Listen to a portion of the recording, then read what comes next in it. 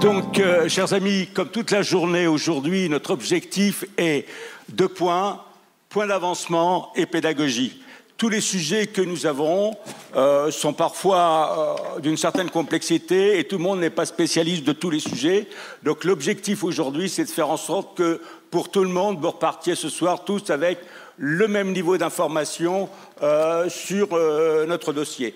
Alors je rappelle qu'à France Payment Forum, nous avons il y a 2 ans élaboré un position paper sur l'euro numérique et je vais en rappeler très très rapidement 2 ou 3 caractéristiques et bien sûr aujourd'hui il faudrait l'actualiser parce qu'il se passe beaucoup de choses.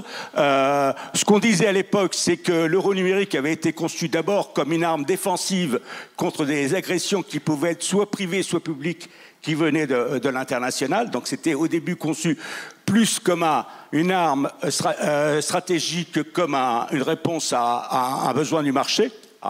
La deuxième chose que nous avions dite, c'est qu'il fallait avoir un scénario global incluant pour nous les gros montants depuis l'origine. Pourquoi ? Parce qu'on s'inspirait de ce que nous avions fait au niveau européen pour le scénario de passage à l'euro et que troisièmement, il fallait être prêt, bien entendu, parce que si la menace se concrétisait, alors elle avait un peu diminué, mais elle peut revenir, croyez-moi, il fallait se préparer et être prêt en cas de besoin, mais qu'aujourd'hui, il y avait un certain nombre de priorités qui étaient un certain nombre de projets au niveau du marché. Voilà, c'est ce que nous disions clairement jusqu'à présent. Donc nous, aujourd'hui, on va essayer effectivement de clarifier l'avancement de ces sujets et bien sûr, pour commencer, puisque c'est la Banque Centrale Européenne qui a pris le projet, donc avec l'ensemble de l'eurosystème, et donc Éric Lacourège, qui représente la Banque de France, justement dans ses travaux de place au niveau de la Banque Centrale, et ici le représentant de l'eurosystème, en plus de la Banque de France, mais de l'eurosystème sur ce projet, et donc on va lui demander... Éric, merci beaucoup d'être avec nous, et merci donc de vouloir nous faire un point aujourd'hui de la préparation de ce projet au niveau de la Banque Centrale Européenne. Et bien sûr, à la fois, c'est une orientation très importante pour nous. Éric Lacourège est responsable essentiellement de l'euro numérique de détail, mais aujourd'hui, il nous fait l'honneur de nous présenter l'ensemble du projet sur ces 2 facettes, monnaie de gros et monnaie de détail. Merci Éric. Oui, merci beaucoup Hervé. Bonjour à tous. Effectivement, la High Level Task Force au niveau de la Banque Centrale Européenne ne traite aujourd'hui que la question de l'euro numérique de détail. Néanmoins, le sujet wholesale a été aussi embrassé, si je puis dire, par les instances Eurosystème, donc je vais revenir. Alors sur ces 2 sujets qui sont aujourd'hui parallélisés dans les instances Eurosystème, on est dans une phase de maturation sur les 2, bien entendu. Aucune décision d'émettre n'a été prise. Alors, si on regarde d'abord la branche retail, donc sur la partie grand public, ce projet, vous l'avez peut-être certainement vu, a basculé d'une phase à une autre. Nous étions jusqu'à la fin de l'année dernière dans une phase dite d'investigation. Et on passe dans une phase dite de préparation. Donc tout ça n'est pas de la réalisation.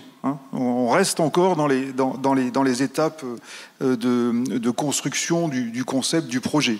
Le Conseil des gouverneurs de la Banque Centrale Européenne a décidé donc en fin d'année dernière de passer dans cette phase de préparation qui est en réalité une phase normalement qui devrait durer 2 ans. Donc le cap c'est fin 2025.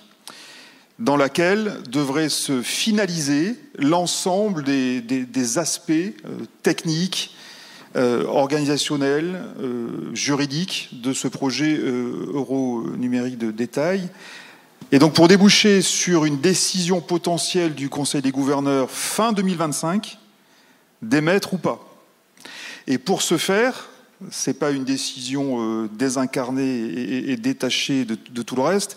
On a bien sûr, et je fais le lien avec la présentation, l'introduction d'Éric tout à l'heure, on a bien sûr le volet législatif qui est en cours et qui nécessite bien sûr que le Conseil des gouverneurs et donc la Banque centrale européenne soient habilités à émettre. Donc c'est ça le planning. Alors, qu'est-ce qui va se passer maintenant dans la phase dite de préparation? Il y a en fait beaucoup de sujets en suspens. Il y a bien entendu la finalisation du processus législatif, on pourrait y revenir. Il y a également la finalisation de tous les aspects techniques du dossier. Ils sont extrêmement nombreux. Et donc on va travailler sur tout un tas de sujets, la confidentialité, enfin on pourra là aussi revenir sur tout ça. Nous avons aussi lancé, vous l'avez vu, cette année, une procédure de marché pour la réalisation d'une partie des modules futurs de l'euro numérique qui seraient confiés à des acteurs de marché. Une autre partie serait gardée en interne Eurosystème, donc notamment le moteur euro numérique serait développé en interne. La décision de sélection des prestataires, si je puis dire, ou des partenaires de développement devrait se prendre à la fin de cette année. Et bien sûr, sous-entendu, bien sûr, en fonction de la décision finale d'émission, toujours pareil.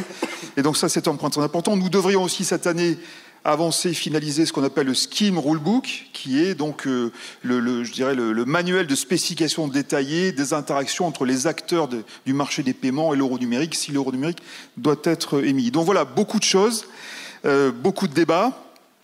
Transcendent ce dossier euro numérique des sujets plus globaux dont on a parlé aussi et qu'on va certainement encore beaucoup alimenter, qui sont en réalité la question 1 de la souveraineté, de l'intérêt d'un tel projet par rapport aux grands débats de souveraineté qui ont déjà largement été présentés en introduction, et 2, la question aussi du cas d'usage, qui est un sujet très important, c'est-à-dire quelle place doit prendre ce moyen de paiement s'il doit naître dans la panoplie des paiements offerts aux citoyens européens. Donc beaucoup de sujets. De l'autre côté, le wholesale, je vais aller rapidement, mais là aussi on est dans une maturation qui est à un niveau différent. Jusqu'à présent, on était plutôt dans des initiatives nationales d'un certain nombre de banques centrales d'Eurosystème, et notamment qu'on a beaucoup porté côté Banque de France. Et là, on est dans une phase de cristallisation au niveau de l'Eurosystème, et vous avez certainement entendu parler donc de la démarche Eurosystème de 2024 qui va consister, en associant des acteurs de marché, à faire 2 grandes vagues de tests, donc des proof of concept à partir de mai, et puis des essais en réel avec un certain nombre d'acteurs de marché. Côté Banque de France, on a beaucoup poussé sur le wholesale parce qu'on considère que la tokenisation des règlements interbancaires est un cas d'usage à la fois mûr et très important pour garantir un certain nombre d'objectifs, à la fois de souveraineté, de défragmentation ou d'évitement d'un risque de fragmentation. Ça répond aussi, de manière peut-être plus nette que sur la partie retail, à un besoin des acteurs. Et ça, on trouve qu'il y a une convergence. Donc, côté Banque de France, on a développé une plateforme DLT qui a fait l'objet d'ailleurs de 12 expérimentations avec une variété très très large d'acteurs. Nous avons apporté nos enseignements, notre expérience sur ce sujet au niveau Eurosystème. À partir de cette année, c'est un sujet transversal. Et donc à partir de cette année, dans la coordination Eurosystème, nous allons rentrer dans le test de 3 grandes logiques, j'y reviendrai si vous le souhaitez, de plateformes de règlement wholesale, et on va les tester. Et l'idée, c'est qu'à l'horizon de 2025, nous prenions une décision sur l'intérêt ou pas de mettre en place une infrastructure de ce type. Merci beaucoup, Eric. Maintenant, Gabriel. Oui. Est-ce que vous pouvez nous faire un point sur les négociations? Merci. Merci beaucoup, Nicolas. Peut-être pour repartir, parce que ça doit faire 2 ans et demi maintenant que je viens régulièrement dans des tables rondes sur des formats divers. Je pense que c'est utile, notamment en cette année d'élection européenne, qu'on se remette en mémoire le pourquoi de l'impulsion politique qu'il y a sur l'initiative et les travaux préparatoires de l'Eurosystème et qui ont poussé la Commission à faire une proposition législative. C'était d'une part parce que évidemment d'un point de vue strictement légal et constitutionnel, la BCE n'a pas les pouvoirs dans les traités d'émettre un euro numérique si on ne lui donne pas la base légale. Mais bon, ça c'est vu par le petit bout de la lorgnette technique, je veux dire. Mais c'est aussi parce que il y a bien une intention politique partagée par le Conseil et par le Parlement de s'attaquer à ce sujet de souveraineté. Alors, la manière dont je le présenterai, et je pense que c'est vraiment le point important, c'est qu'on est bien sur un enjeu de souveraineté européenne. Et les deux termes sont importants, puisque dans d'autres juridictions qui travaillent aussi sur l'intérêt ou pas d'une CBDC retail ou wholesale, il n'y a pas forcément les deux termes. Nous, on a bien deux termes, et c'est là que le sujet euro-numérique en fait mature et va continuer à mon avis à maturer. Du coup, on se parlera, je pense, à la fin de le calendrier. Il y a le calendrier projeté, puis il y a le calendrier qui se fera in fine, et ils sont probablement un peu différents. Souveraineté, je ne reviens pas sur le Libra, Diem, etc. On en a parlé plein de fois. Je fais mien le message d'Hervé qui est à horizon moyen terme, la menace entre guillemets existe, et donc il y a besoin pour les autorités publiques de savoir qu'on est prêt. Le deuxième point sur lequel je voudrais plus insister, c'est que c'est cette espèce de forme de frustration en fait, mais je pense que Eric a bien dressé dans le panorama de toutes les initiatives privées qui sont en train de se faire jour, le fait qu'on n'est pas complètement désespéré et que la réponse n'est pas que dans la main des autorités publiques, loin de là, mais il y a clairement cette frustration qui commence à être très forte sur la fragmentation du marché européen des paiements, pour faire simple, alors même qu'on voit de manière de plus en plus manifeste que ce qui est l'évidence, c'est une industrie d'infrastructure, c'est une industrie de gros flux, et donc c'est une industrie de taille. Bon, je le redis, je sais que vous le savez tous, je sais qu'on le dit au moins une fois sur deux dans ces panels, mais je pense que c'est très important, parce que typiquement avec les nouveaux commissaires européens qui viendront après les élections européennes, les nouveaux parlementaires européens, et au gré des élections nationales, le point clé que chacune des administrations rappelle aux nouveaux élus politiques, c'est celui-là. Et c'est de ça qu'on doit partir en termes de mandat. Après, sur les négociations elles-mêmes, sur les projets législatifs qui sont une base légale pour l'euro numérique retail, et puis n'oublions pas le texte compagnon sur le cours légal des espèces, parce que je peux vous garantir que dans les débats au Conseil et dans les débats au Parlement européen, il est largement aussi important d'un point de vue politique et en termes d'enjeux de communication publique que l'euro numérique retail. Et on pense bien les deux en parallèle. Pour faire simple, à ce stade, il y a eu une présidence du Conseil, côté Conseil qui est passé, c'est la présidence espagnole, et on a fait dans ce cadre-là, au sein du Conseil, un travail de défrichage, de compréhension, de déblayage de tous les enjeux techniques sur l'ensemble des chapitres. Donc on peut dire que le premier passage d'acculturation de l'ensemble des États membres et côté Parlement européen d'au moins des shadow rapporteurs et des rapporteurs, parce que je pense que le degré d'appropriation est variable suivant les groupes politiques au Parlement européen, a été fait. Ça n'est qu'un travail technique sur une matière qui est, on va dire, peu connue par les colégislateurs. Je vais caricaturer un peu parce que ça fait 4 ans qu'on y travaille. Donc, mais de ce fait-là, par rapport à la DSP, par exemple, pour le coup, DSP, les enjeux, les éléments techniques sont connus.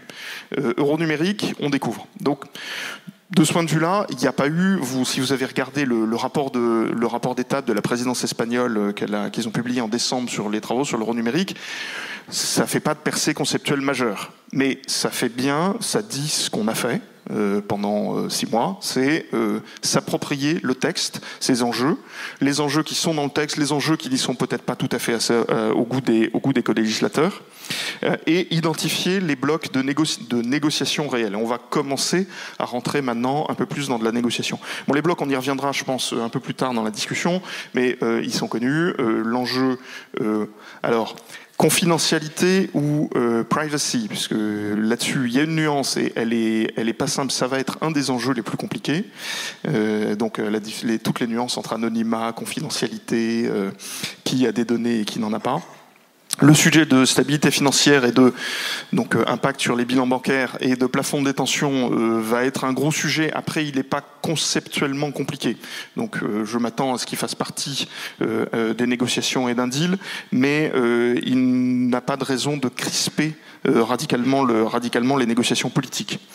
Le sujet du modèle économique et notamment du partage des rôles entre le public et le privé, il est quelque part technique, mais dans le même temps, compte tenu de ce que, notamment, encore une fois, du panorama, je trouve très éclairant qu'Éric a présenté, Éric Ducoulombier a présenté dans sa keynote, en fait, il emporte des enjeux industriels sous-jacents et qui ne sont pas vus de la même manière dans chacune des régions ou des sous-régions européennes. Et donc, de fait, celui-là, il va probablement prendre un petit peu de temps à se décanter dans un jeu assez compliqué. Typiquement, côté français, allemand, néerlandais, on travaille énormément ensemble. On est tous un peu avec EPI en tête comme le gros projet industriel sur lequel on se dit il doit y avoir une forme de partage des rôles avec l'euro-numérique qui doit être efficace. Quand on parle à nos amis espagnols, ils ont, comme l'a rappelé Eric, eux, ils ont Bizoom en tête, qui est une autre réussite industrielle intéressante. Et la problématique qu'ils ont est similaire à la nôtre, mais évidemment, ils la prennent avec un angle assez différent. Donc ça va probablement mettre beaucoup de temps à se décanter. Je compte beaucoup sur la phase de préparation des travaux euronumériques, Eurosystème, sur le fait que les échanges entre l'industrie et l'Eurosystème vont permettre de mieux calibrer qu'est-ce qui est laissé au privé et qu'est-ce qui est plus exactement ce sur quoi on compte sur des initiatives privées pour que l'Euronumérique soit une réussite et ce qui restera strictement à la main de l'Eurosystème. Last but not least, il y a, on y reviendra là aussi je pense, des questions institutionnelles qui en fait sont assez lourdes, puisque, pour faire simple, dans les traités, on n'a jamais pensé, il n'y a jamais eu de débat sur ce type de forme de monnaie. Et donc, ça touche à des questions juridiques. C'est quoi l'euro numérique d'un point de vue juridique? Alors, vous allez me dire, c'est vraiment très très technique. En fait, c'est très profond. Alors, c'est évidemment nos amis allemands qui ont soulevé le sujet de manière très approfondie. Mais quand je paye avec de l'euro numérique et que j'y accroche une obligation de cours légal, qu'est-ce que ça veut dire? Et est-ce que l'euro numérique, c'est une créance? Est-ce que l'euro numérique, ça ressemble à un billet, je possède mon euro numérique, ou est-ce qu'il me donne une créance sur le bilan de quelqu'un? En fait, derrière, ça nous pose un peu la question de est-ce que l'euro numérique, ça sera plutôt, on veut plutôt que ce soit un instrument de paiement public, qui est une forme d'intervention directe de la puissance publique dans le marché, pour s'assurer que le marché fonctionne bien par rapport à nos enjeux de souveraineté européenne, ou est-ce que c'est réellement de la monnaie, comme l'est le cash? Et là, ça emporte potentiellement d'autres enjeux. Donc c'est des débats à la fois très philosophiques, à la fois très sexe des anges d'un point de vue juridique. Il est possible qu'ils prennent un petit peu de temps à se décanter entre co-législateurs. Et ce, d'autant plus que derrière, ça pose une question fondamentale qui est qui a le pouvoir de décider ce qu'on fait avec la monnaie. Et ça ne vous étonnera pas, mais on est très au clair avec nos amis banquiers centraux sur le fait que ceux qui ont le pouvoir de décider ce que c'est la monnaie, c'est les États. Et donc, fondamentalement, derrière, c'est les co-législateurs.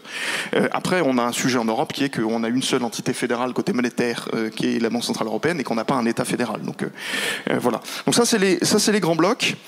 Et après, en termes d'étapes prochaines, pour l'instant, la présidence belge, compte tenu notamment d'un calendrier électoral assez particulier pour eux, parce qu'ils ont à la fois les élections européennes et leurs élections nationales, a décidé dans le début d'année de se concentrer sur les textes qui étaient déjà en trilogue, donc déjà en négociation avec le Parlement européen, ce qui n'est pas le cas de l'euro numérique. Et donc, pour faire simple, là, on est dans une phase, ce trimestre, où on fait des travaux techniques. Typiquement, la semaine prochaine, les équipes ont des travaux pour mieux comprendre les enjeux d'un euro numérique offline.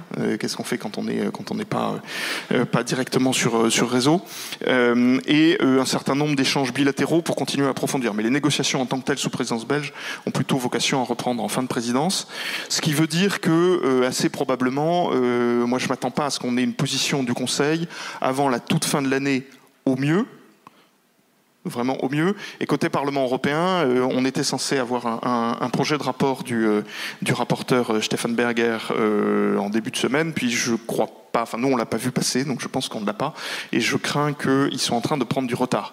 Et de ce point de vue-là, le retard, ça veut probablement dire que, en fonction des changements de personnel politique au Parlement européen, et potentiellement de changements d'équilibre entre les groupes, il faudra un petit peu reprendre le sujet, pas à zéro, mais ils devront redémarrer de manière pas très avancée à l'automne. Donc ça veut dire que c'est aussi pour ça que je dis qu'en termes de calendrier, il est assez probable qu'on passe une partie de l'année 2025 substantielle à faire des négociations législatives sur l'euro numérique. Et de ce point de vue-là, je pense que l'Eurosystème a aussi démontré sa capacité à être flexible dans les calendriers pour essayer de s'adapter et qu'on marche bien comme ça. Je m'arrête là parce que je vois les signes de tête de Nicolas. là, tout à et que fait, j'ai déjà tout à été fait. beaucoup trop long. Alors, on va forcément... Bon, on a pris un peu de temps parce que c'était important de poser un peu les bases, parce que là, avec les deux premiers orateurs, on a posé les bases. Maintenant, on va commencer à rentrer dans l'analyse de la situation. Donc, avec José. José, je vous rappelle, a une double casquette. Il est directeur de la trésorerie de la Caisse des dépôts, mais il est aussi responsable des moyens de paiement. Donc, il est intéressé à la fois par le gros et le détail, donc par l'ensemble de la logique. Il va nous donner son sentiment et par là même le sentiment un petit peu des banques de façon plus générale sur ces projets. Merci. Tu as moins de 3 minutes, parce que là, il faut un peu rattraper. Je vais essayer de tenir le temps. Oui, donc effectivement, enfin, j'aborde le sujet de manière un peu agnostique, mais aussi avec un peu de perplexité. Je comprends très bien l'intérêt d'une banque centrale d'investiguer une monnaie numérique, notamment après le traumatisme de feu Libra et Diem. Je comprends aussi l'intérêt de se projeter dans un futur où peut-être on aura moins de cash à disposition en monnaie fiduciaire et peut-être même encore plus loin, un beau jour dans des métavers où l'euro numérique pourra avoir un usage. J'adhère aussi totalement à l'euro numérique de gros, pour lequel, en règlement d'actifs tokenisés, ça fait véritablement sens et on a intérêt à y aller très vite. J'ai un peu plus de mal, à court terme, à voir la place qu'occupera l'euro numérique retail dans l'écosystème des paiements. Et à défaut de phagocyter le cash ou le chèque, je crains qu'avec les cas d'usage qu'il apporte et le cours légal, il puisse rentrer en concurrence frontale avec le virement, et le virement instantané au moment même où celui s'installe dans le paysage européen. Donc c'est une crainte, mais c'est une crainte qu'on pourrait lever, hein. Il n'y a pas de souci là-dessus. Néanmoins, les établissements de crédit, les banques, les PSP travaillent de concert avec la Banque centrale, avec la DGT, avec les différents acteurs, notamment au sein du Comité national du moyen de paiement, pour apporter un éclairage dans les réflexions en cours. Et Gabriel en a cité certaines, notamment sur l'anonymat, sur les plafonds. Sujet important et sur lequel on reviendra probablement tout à l'heure, mais aussi sont prêtes à mener les expérimentations nécessaires pour que lorsque le législateur, les pouvoirs publics donneront le go, être prêts si besoin. Merci José d'avoir fait un gros effort sur le timing. Je t'en prie. Jacques, tu peux nous dire un peu comment ça se passe du côté des travaux sur l'euro numérique de gros? Oui, bien sûr. Tout d'abord, bonjour. 3 minutes, Jacques. Hein. 3 minutes, c'est difficile. montre en main. J'essaie même d'être plus court, tu verras, ça va être compliqué, mais... D'abord, j'ai été un peu surpris, Nicolas, pourquoi tu faisais référence à la CRI. C'est vrai que ça remonte très loin, j'ai pris un petit coup de vieux quand tu as fait référence, mais je pense que ça a du sens parce que voilà. Au niveau de la CRI, pendant 15 ans, je vous rappelle quand même que l'ensemble des virements de gros, c'était la CRI. 400 milliards d'euros par jour. D'accord ? Et d'ailleurs, je me suis aperçu totalement par hasard que vous continuiez tous à employer un terme dont vous avez le créateur en face, le VGM. Le VGM, qui l'a inventé, c'est ma pomme. Donc, pour reprendre un petit peu l'image que tu évoquais tout à l'heure, Eric, en parlant des tontons flingueurs et des dialogues d'Audiard, là, on est un peu aussi dans Retour vers le futur. Alors, c'est pas le même cinéma, mais on revient quand même à une problématique que on avait bien connue, certains d'entre vous qui sont encore autour de cette table, qui était tout simplement le passage à l'euro. Moi, j'ai commencé à la CRI, c'était du franc. Et quelle est la première chose qu'on a fait pour bâtir quelque chose d'entièrement nouveau au niveau européen? On a commencé par basculer l'euro de gros. Et le démarrage de l'euro, c'est pas 2002, les amis, c'est 99. C'est 99 quand, le 2 janvier, j'ai appuyé sur le bouton et on a commencé à faire des échanges sur le marché interbancaire de gros. Et il a fallu 3 ans pour que tout ceci se mette en place, soit stabilisé, et qu'ensuite, on puisse passer au retail. Alors, j'interviens ici, soyons clairs, en tant que Jacques Vanotter intuitu personae, d'accord, non pas en tant que directeur général de CEPAMEL, ni en tant que membre éminent du groupe maintenant que je constitue avec nos amis de STET que je vois là-bas, hein, puisque, comme vous le savez tous, CEPAMEL fait partie maintenant du groupe STET, hein, et filiale de STET. Là, j'interviens essentiellement pour représenter France Payment Forum alors il faut que je réajuste mes lorgnons. New Technology for Wholesale Settlement Contact Group. Il te reste une minute. Hein. Oui, mais t'inquiète pas, je vais y arriver. Et c'est là toute la problématique, qui est de dire quelle est la technologie qu'on veut adopter et quel est l'interfaçage. Et la clé de toutes nos discussions aujourd'hui porte sur cet interfaçage de gros qui est, entre guillemets, quel est le type de settlement engine que l'on va mettre en place. Il y a des tenants d'avoir une technologie purement interfacée. Souvenez-vous, les modèles interfacés, ça tourne d'un côté les systèmes titres ou PVP sur une DLT à droite, et le settlement se fait en bel et bon cash, soit dans Target 2, soit dans TIPS, hein, où on a une vraie valeur ajoutée en ayant des DLT partout, c'est-à-dire une interopérabilité entre des systèmes DLT. Aujourd'hui, on en est à la 6e réunion de notre New Technology for Wholesale Contact Group, et le but que l'on a maintenant, c'est de savoir quel type d'interfaçage, j'insiste bien, on n'est pas là en train de dire la DLT, quel type de DLT, c'est quel type d'interfaçage sur la patte cache nous allons étudier, retenir. On a eu des présentations très larges sur tous les exemples de DLT, on a même été jusqu'à Singapour. Okay. Et là, maintenant, on est dans la phase dite de trials, les expérimentations qui commencent au mois d'avril, se terminent au mois de novembre. Et au mois de novembre, comme à l'armée, on ira au résultat. Et on verra sur la base de KPIs qui ont été définis ensemble au sein de ce groupe pour définir quels sont les bons systèmes et comment éclairer l'eurosystème sur cette interopérabilité. J'ai tenu. Merci beaucoup. Alors, Nicolas a été membre du Market Advisory Group. Hein. Il représente ici le volet technique des travaux et il va nous faire un peu le point sur les sujets fonctionnels et techniques qui ont été et qui sont en cours d'examen aujourd'hui autour de ces questions d'euro numérique. 3 minutes, mon cher Watson. Alors déjà, en 4 minutes, c'était pas possible. Alors en 3, je vous raconte pas. Donc, je ne parle pas au nom d'une banque. Je ne travaille pas pour une banque. J'ai jamais travaillé pour une banque. Pas que ce soit mal. Hein. Peut-être que je serais amené un jour à travailler une banque. Ce serait pas forcément idiot. Mais je parle de mon point de vue personnel par rapport à ce que je vois. Donc, l'euro numérique de détail, c'est un work in progress. C'est-à-dire que la Banque centrale n'est pas venue avec un bouquin épais comme ça en disant on va faire ça. Est-ce que c'est normal ou pas? Je vous laisse vous faire votre idée là-dessus. Mais l'ambition du projet, je rappelle, c'est 400 millions d'utilisateurs sur, en Europe, 3 fuseaux horaires. Enfin, en fait, plutôt 1,5. Je vous laisse faire la comparaison par rapport à Visa ou Mastercard. 400 millions sur 1,5, c'est vraiment pas rien. En plus, il y a la privacy. En plus, il y a le offline. Donc, on est sur un truc qui n'a jamais été fait. Donc, qu'il ne soit pas venu avec un truc épais déjà fait et qu'il se soit en working progress, je trouve ça plutôt intelligent, plutôt rassurant. Modèle de distribution, 2 étages. Banque centrale en haut, intermediaries au milieu, normal. Si on veut faire une vraie privacy, c'était la chose à faire. Ça marche bien. Et il y a ce qu'ils appellent un Digital Euro Settlement Platform qui est centralisé. C'est pas central versus décentralisé, distribué. C'est la banque centrale qui s'en occupe. Tout ça, c'est très logique.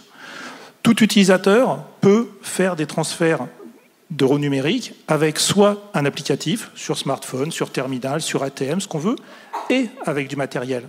Une carte physique, par exemple. Encore une fois, ça, c'est des choses qui n'existent pas.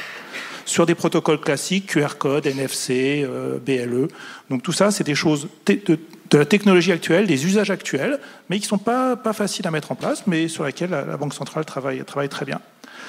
Il y a la transaction offline qui est très importante. Pourquoi? Parce que la transaction offline, c'est le différenciateur. Quand on explique à Madame Michu la différence entre l'euro numérique et puis le paiement normal, alors qu'il y a des tas de différences, il y a plein de bonnes raisons. Moi, je suis tout à fait pour l'euro numérique. Il y a plein de bonnes raisons, mais on ne va pas l'expliquer à Madame Michu. Mais ce que comprend Madame Michu, c'est que je peux faire un paiement offline que je ne pouvais pas faire avant.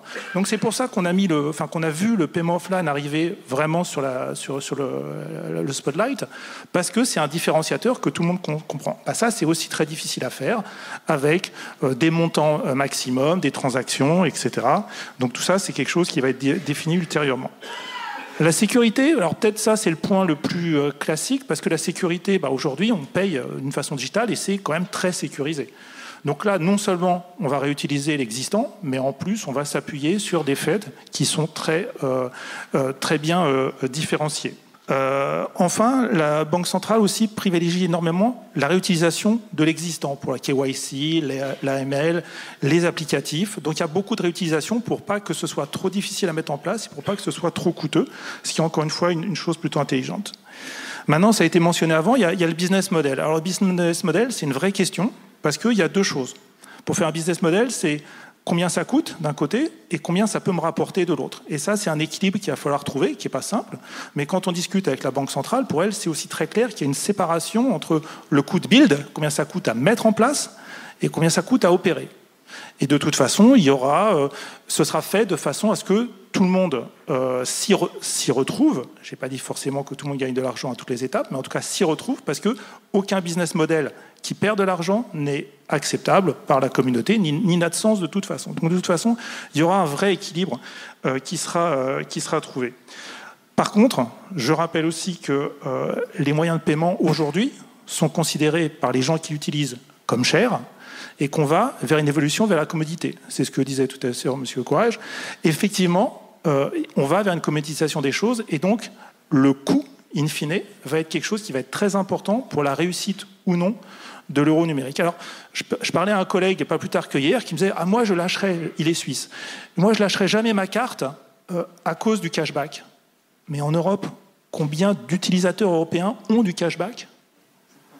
Et combien ont du mal à fermer, à joindre les deux bouts à la fin du mois? Beaucoup. Donc beaucoup d'utilisateurs seraient très contents d'avoir 1% de moins sur sa facture parce que le paiement est moins cher. Donc on est dans un monde qui va vers ce sens-là. Il faut qu'on le comprenne. Ça ne veut pas dire perdre de l'argent. Ça ne veut pas dire perdre nos marges. Ça veut dire aller vers un environnement qui sera peut-être plus simple, plus efficace, mais qui sera moins cher à mettre en œuvre. En tout cas, c'est un sujet qui est très ambitieux, qui, à mon sens, est très bien géré par les banques centrales. Encore une fois, je ne travaille pas pour elles ne m'ont pas payé pour dire ça, je dis ça vraiment parce que je pense que ce sont des gens intelligents qui essayent de bien faire. Un petit peu quand même. Hein? Non, je... non, du tout. Et donc, là, je suis allé très vite, mais si vous avez des questions, je suis là toute la journée, n'hésitez pas. Alors, Nicolas, il nous reste 20 minutes, donc on va essayer de comprimer pour chacun les deux dernières questions. C'est toi qui commences.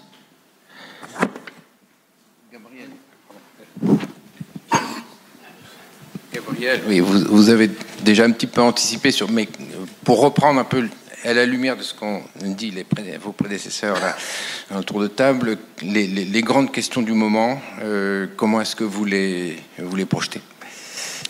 Alors, du coup, je vais peut-être me concentrer sur quelques points. Peut-être juste un pour revenir sur le point euro numérique de Gros.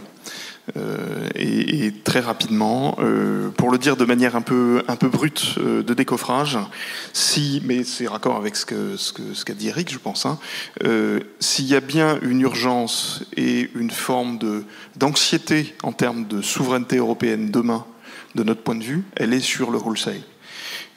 Pour le dire de manière très, très simple, aujourd'hui, ce qu'on craint de voir se dessiner, c'est que demain, on perd en souveraineté européenne par rapport à la situation actuelle si une bonne partie de l'interbancaire bascule sur la plateforme Onyx de JP Morgan, qui a l'air probablement très bien, c'est pas le sujet, mais juste ça nous posera un problème et on aura perdu en souveraineté. Donc de ce point de vue-là, nous on est assez rassurés par le fait que l'eurosystème, les banques centrales, se sont désormais saisis de l'enjeu.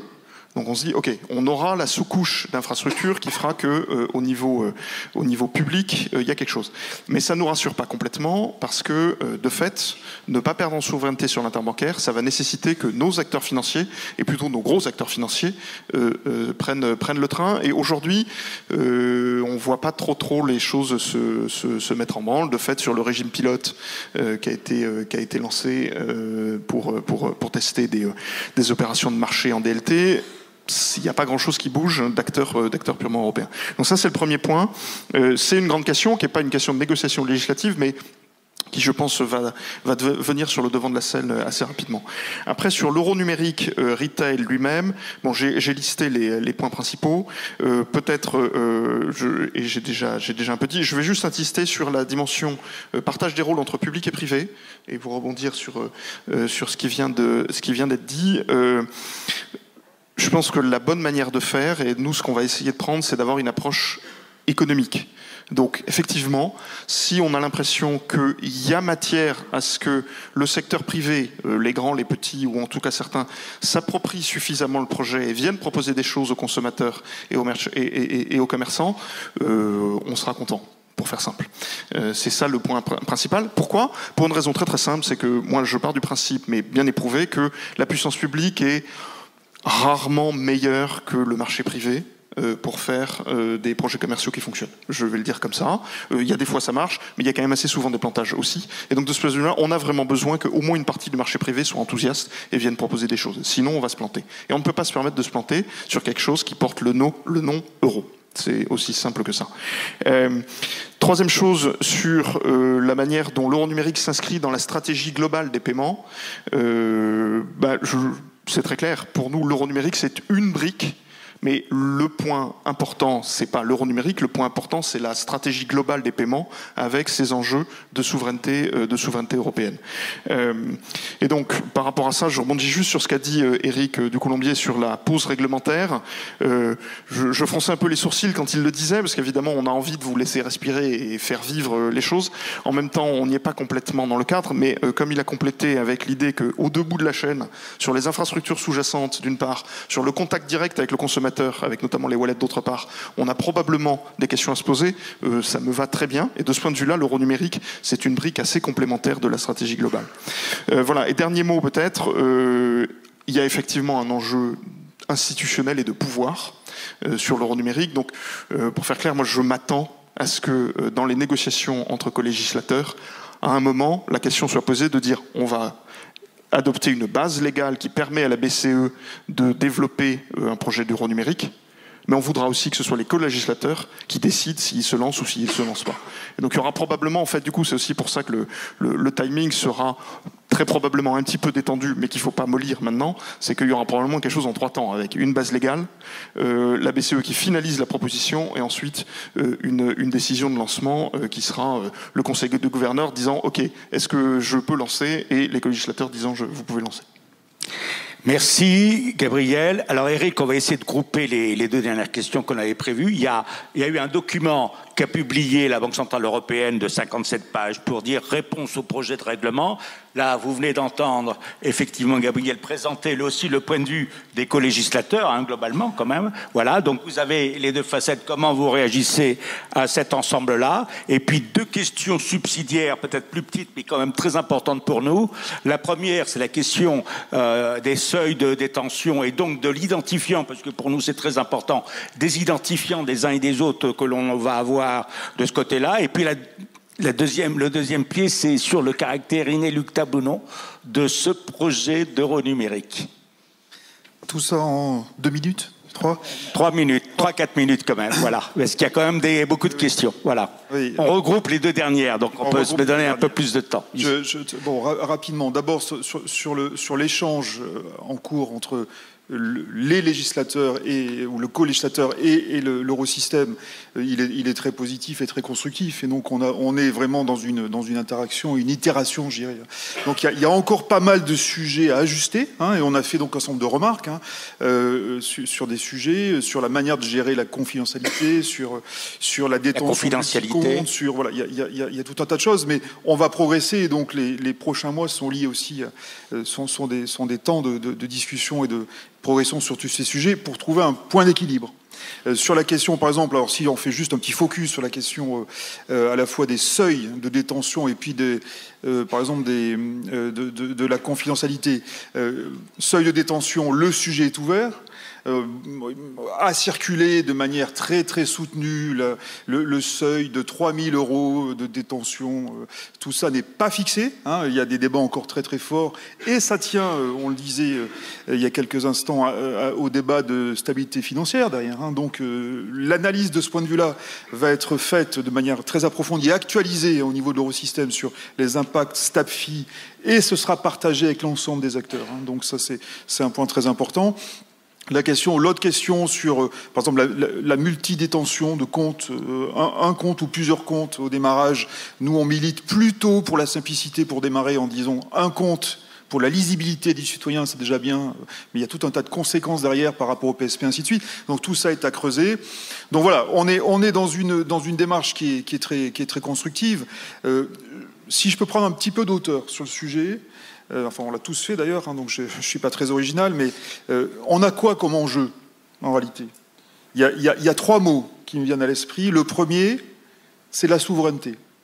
On l'a dit, on l'a redit, c'est le leitmotiv de nos réunions ici, hein, je comprends, et c'est très important. On peut aider à la souveraineté avec l'euro numérique, c'est évident. Hein. Le deuxième mot, c'est l'ancrage monétaire. Alors c'est un sujet un peu confus peut-être pour beaucoup, en tout cas pour le grand public. Mais la question, c'est quelle est la place de la monnaie centrale dans les règlements, qu'ils soient retail ou wholesale. C'est un sujet fondamental, parce que c'est la stabilité de l'économie derrière, et c'est la stabilité de nos paiements et de l'ensemble de notre système financier. Et le troisième sujet, c'est la défragmentation. On en a aussi beaucoup parlé. Il faut absolument qu'on puisse promouvoir des infrastructures qui permettent de défragmenter, parce que la fragmentation, c'est l'ennemi du bien dans les paiements. Exactement. Voilà. Donc c'est ça que je voulais dire en ultra-synthèse, et donc on s'attache à ça, bien entendu, au travers de ces projets, dans 2 intérêts, et c'est ma conclusion. L'intérêt des citoyens européens, on en a parlé à quelques reprises, mais l'intérêt financier, l'intérêt aussi de fluidité des paiements, hein, et de sécurité des paiements, et puis l'intérêt aussi de l'ensemble de nos acteurs des paiements. On n'est pas là pour faire mieux que, à leur place, dans ces domaines-là. On est là pour faciliter leur vie et faciliter leur développement. Merci beaucoup, Eric. Bien, alors, après Eric, c'était qui ? C'était José. Donc aujourd'hui, on va essayer de grouper là encore les questions. C'est donc état de préparation, parce que bon...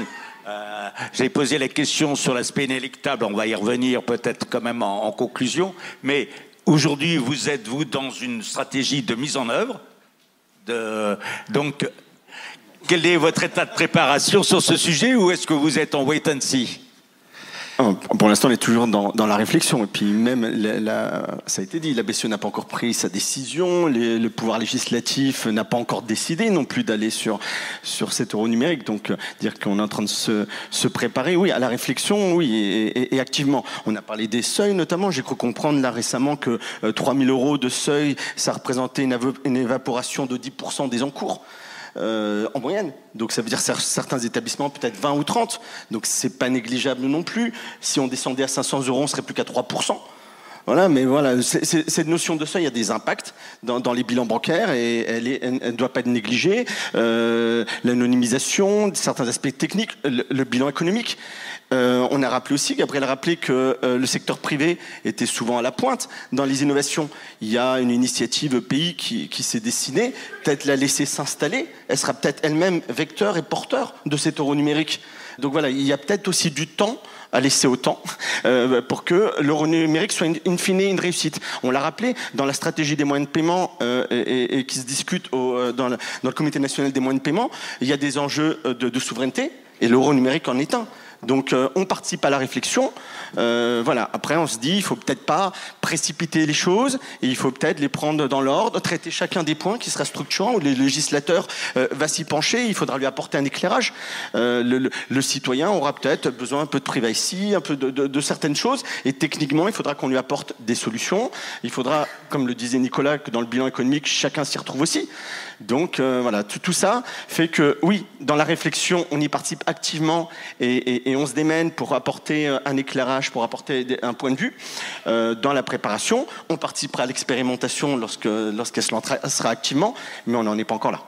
Jacques, est-ce que tu avais des choses à ajouter sur les travaux sur l'euro numérique de gros, ou est-ce que l'essentiel a été dit maintenant? Et si ça se fait, si ça se fait pas, quel est l'impact? Je dirais, moi, bien évidemment, je me situe essentiellement sur la partie wholesale, en disant que pour construire une maison, la première chose qu'on fait, c'est qu'on construit les fondations.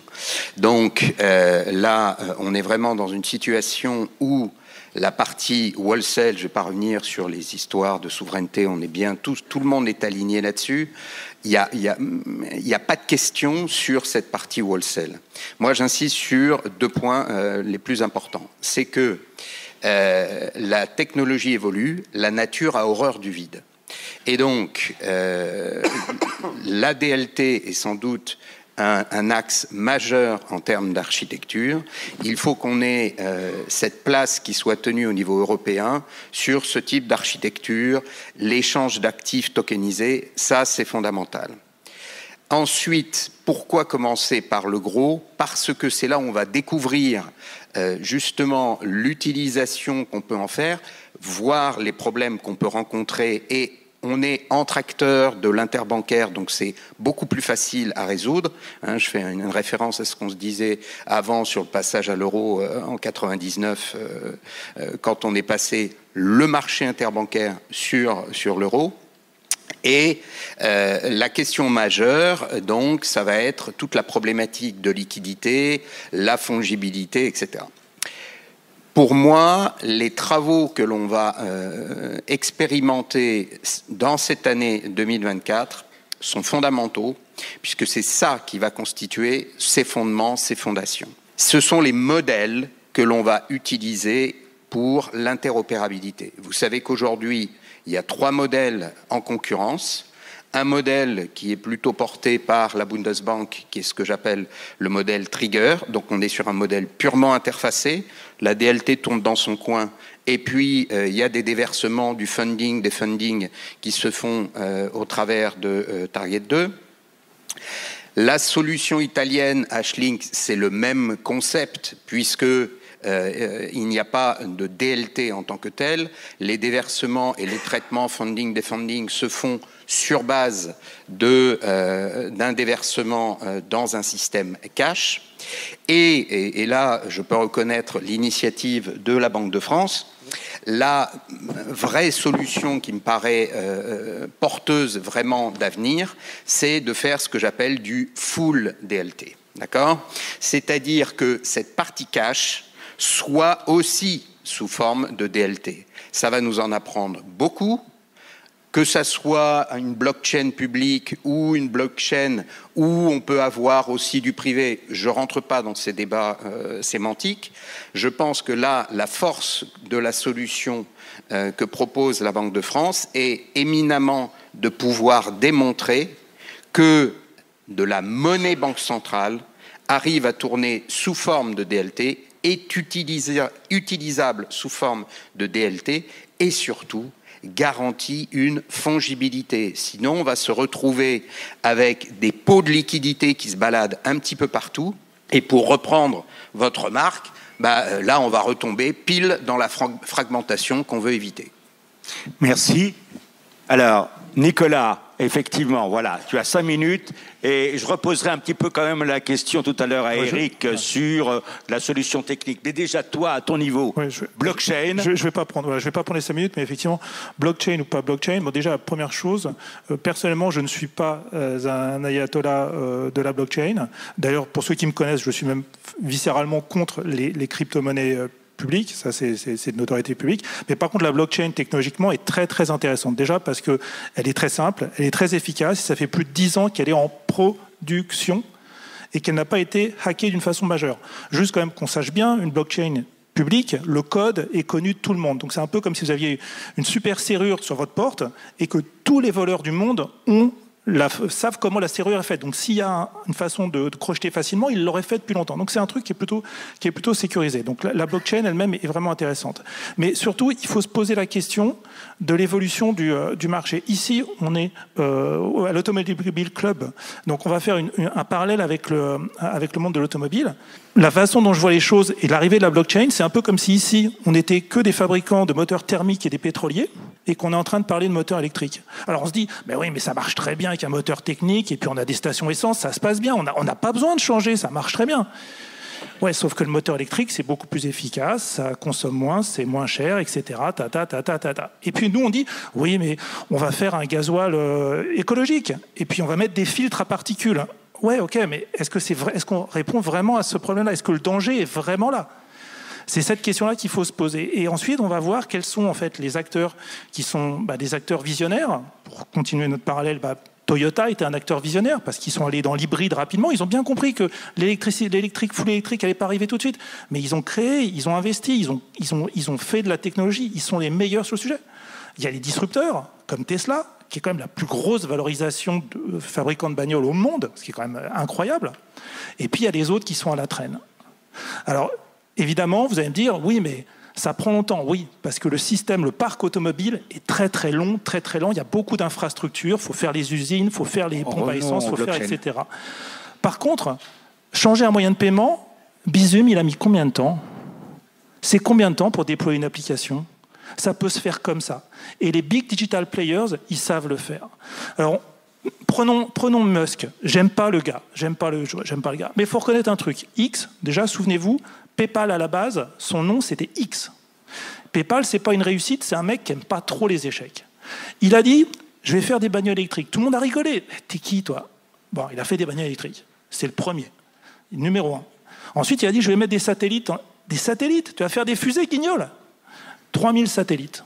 Le mec a tendance à faire ce qu'il dit. Donc là, quand il dit qu'à la fin de l'année, on n'aura plus besoin de banque, et puis on pourra faire des paiements de personne à personne, de personne à marchand, il n'y a aucune difficulté. Et il a Twitter, et je rappelle que Twitter est la meilleure plateforme de messages courts du monde. Donc il a les outils, la volonté. Faut pas le dismisser comme ça. Merci beaucoup. Eric, donc très vite, caractère inéluctable du projet et recours, quelle solution technique pour l'euro numérique de détail? Si on peut en 1 minute. En 1 minute. Alors, d'abord, je suis, à titre personnel, et puis de ce que j'entends aussi au sein de la Banque de France et l'Eurosystème, je suis très confiant sur un débouché rapide du projet wholesale. Voilà. Donc ça, c'est un point important. On verra le socle législatif. On peut d'ailleurs peut-être l'appuyer sur le socle target existant, donc on n'aura pas besoin peut-être d'un processus aussi complexe que pour l'euro de détail. Mais en fonction des expérimentations et des tests grandeur réelle qui vont être faits cette année, et donc des synthèses qui pourraient en être tirées, la probabilité qu'on puisse déployer une infrastructure à l'horizon de 2026-2028, elle est assez élevée. Et le besoin est là. Donc je suis confiant. Et ça répond à un besoin, on en a parlé, extrêmement fort. Sur l'euro de détail, on sera dans une logique temporelle plus longue. Si tout va bien, le Conseil des gouverneurs prendrait une décision fin 2025 d'émission. Il y a encore beaucoup de choses à lever. Et derrière, il y aura une phase de réalisation avant de lancer. Donc la cible temporelle, si tout va bien, c'est 2028-2030 pour que vous ayez dans votre smartphone une application euro numérique si elle doit prospérer. Donc c'est ça l'ordre temporel. Alors ensuite, sur ma conviction sur l'euro de détail, on a beaucoup d'obstacles encore à passer. Ça ne veut pas dire que ce n'est pas possible. Et on a entendu, sans que la Banque centrale ni la Banque de France ne les paye, certains acteurs ici dire que c'était une très bonne idée. Mais on a encore beaucoup de sujets technologiques et beaucoup de sujets, y compris d'ailleurs d'opinion publique, sur ce dossier à franchir, beaucoup plus compliqué que sur le wholesale. Donc on verra. Le cas d'analyse est très intéressant et répond à beaucoup de besoins réels, mais il faut franchir ces obstacles. Merci. Gabriel, un dernier mot de la fin éventuellement. Vous y allez, vous aurez l'accord de vos partenaires ou ça sera difficile? Moi, alors là c'est une conviction purement personnelle, je pense qu'il y aura quelque chose à la fin. Je sais pas dire quoi.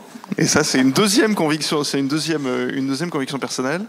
Non, mais sans blaguer, parce qu'on se rend compte au fur et à mesure qu'on y travaille qu'en fait, ça mature. Et comme on est parti, malgré tout, de manière un peu expérimentale, et le on, c'est aussi la BCE et l'Eurosystème. En réalité, c'est difficile de dire à ces échelles de temps ce qui va émerger. Moi, je pense que je mets quand même une pièce sur le fait que les facteurs spécifiquement européens, institutionnels, culturels, économiques, qui font qu'on reste très fragmenté par certains aspects, même si c'est un vrai marché unique, vont faire que les autorités publiques concluront qu'il y a quand même besoin de quelque chose. Alors la vraie question, en fait, du coup, c'est plus de savoir, à partir du moment où sur le wholesale, la pression commence à devenir importante et où on va accélérer et où il y a moins de risques de débats démocratiques compliqués et longs et qui mettent du temps à se décanter. Peut-être qu'en fait, à la fin, il y aura quelque chose qui sera un euro numérique de détail, une forme d'euro numérique de détail qui sera basée sur ce qu'on aura fait pour mettre de la DLT dans le marché interbancaire. C'est un état du monde possible à la fin, à horizon de effectivement plutôt fin de la décennie. Et de ce point de vue-là, on retomberait sur nos pieds par rapport aux grandes réflexions des années 90 sur l'introduction de l'euro. Mais ça n'est qu'une des conclusions possibles. Merci beaucoup à tous et merci d'avoir respecté le timing.